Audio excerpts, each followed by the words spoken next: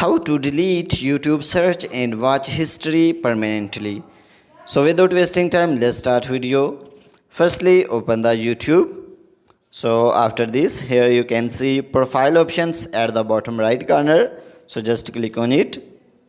So when you will click on it, so you can see view all options. So you can see your all YouTube search and watch history.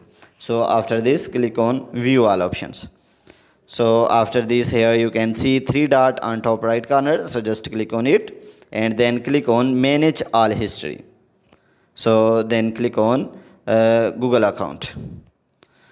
So after this, here wait some second.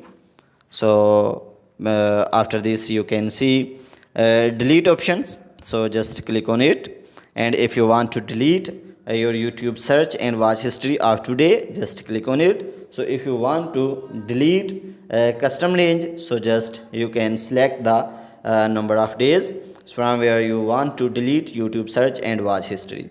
So if you want to delete your all YouTube search and watch history, so just click on delete all time.